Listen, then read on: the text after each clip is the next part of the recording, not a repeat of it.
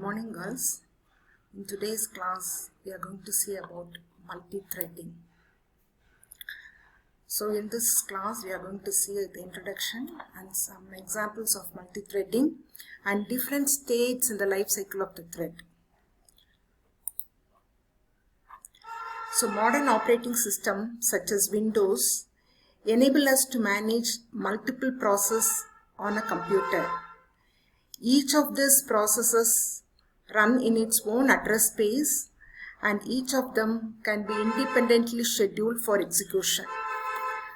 Just like the operating system, Java enables us to describe within the Java program two or more lightweight tasks which can be carried out at the same time.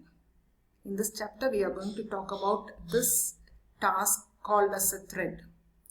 A thread is a part of the program which can be executed independent of the other parts of the program. So within the Java program, you can define multiple threads. So they do not have their own address space but use the memory and other resources of the program in which they run. So the overhead involved is substantially less than that of the full-fledged process.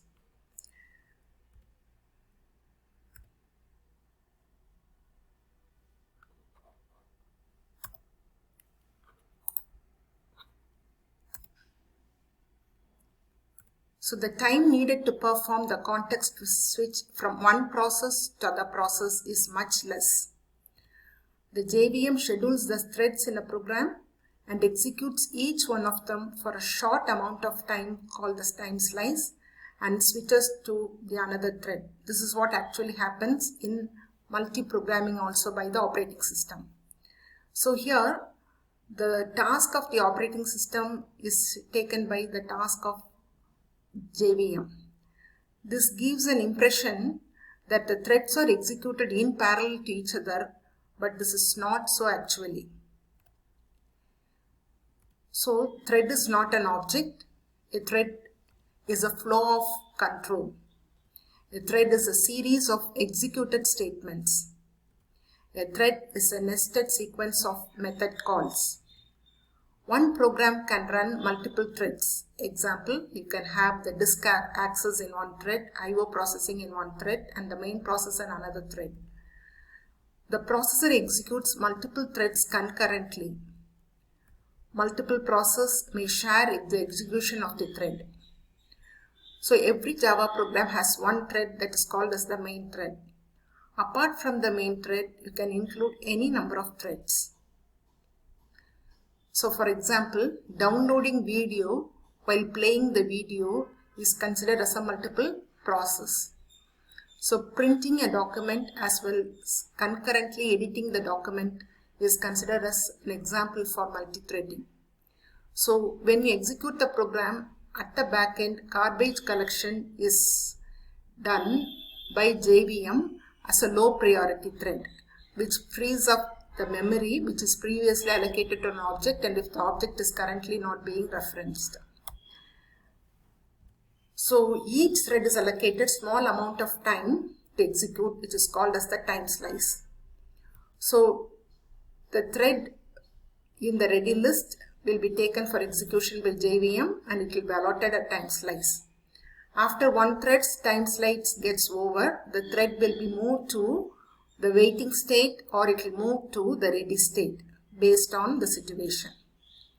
All the threads of equal priority takes turns on a round robin basis.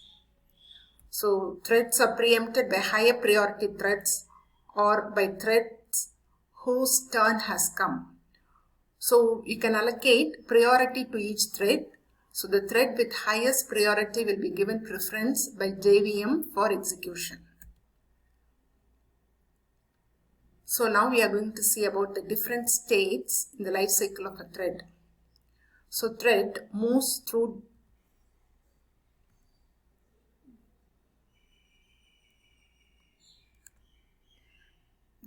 moves through several states from its creation to termination. So these states together is called the life cycle of the thread. So when you create the thread is said to be in the new state. So during the life cycle of the thread passes through 5 states. They are new state, ready state, running state, waiting state, and dead state. The thread at any particular point of time is said to be in any one of these 5 states. So immediately after the creation of the thread is in the new state. So when you create the thread using new operator, it is said to be in the new state. So the thread will be the thread will go to the ready state when you execute the start method. So after the start method, the thread which is in the new state will move to the ready state. So when JVM selects one thread for execution, the thread which is in the ready state will go to the running state. When the thread completes its execution, the thread will move to the dead state. If the thread is made to wait with the help of sleep method or wait method, the thread will go to the waiting state or the blocked state. So when the waiting state is over, the thread once again moves to the ready state. Sometimes JVM may move the thread from the running state to the ready state if the time slice gets over. So the thread which is in the running state will either go to waiting state or ready state. If the thread execution gets over, then it will move to the dead state. So this is the state diagram. So initially, with the help of new operator, we create the thread and the thread is said to be in the new state. And with the help of start method, we move the thread from the new state to the ready state. And then the scheduler will pick one thread in the ready state for execution. So JVM will select one thread from the ready state to the running state. So if the time slot gets over, then once again from the running state, the thread will move to the ready state. Suppose if the thread gets over, then the thread will be terminated, it will go to the dead state. If the thread is made to sleep, then the thread will go to the blocked state. So if there is an IO sleep or wait or join, the thread from the running state will go to the blocked state. So from the blocked state, when you execute the notify method or notify all, or if the time for sleep expires, then from the blocked state, the thread will go back to the ready state. So this is the life cycle of the thread. There are 5 states in the life cycle of the thread: new, ready, running, dead, and blocked. So as the mentioned stages are explained once again. So a new thread begins the life cycle in the new state. A new thread begins its life cycle in the new state. It remains in this state until the program starts the thread, and it's also referred to be that the thread is born. So the thread is said to be in the ready state or runnable state. So after the newly born thread is started, the thread becomes runnable. The thread in this state is considered to be ready for execution. So the thread which is under execution by JVM is said to be in the running state.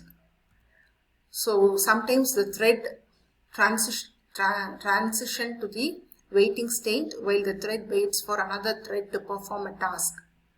A thread transitions back to the runnable state only when another thread signals the waiting thread to continue execution. So the runnable thread can enter the timed waiting state for a specific interval of time. A thread in this state transitions back to the runnable state when that time interval expires or when that event of waiting occurs.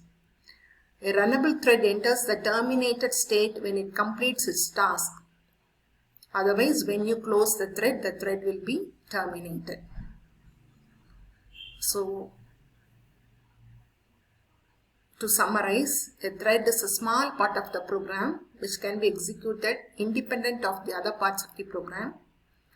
So the thread during its life cycle passes through 5 states. They are new state, runnable state, running state, blocked state, and dead state. So the transition between the states is caused by invoking any one of this method: new method, start method, yield method, sleep method, wait, or notify. And the thread is also affected by other external events like IO, scheduler, etc.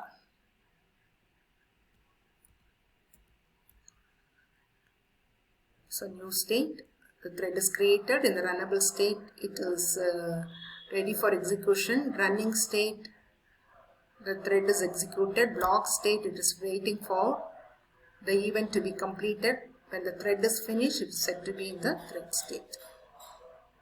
Thank you.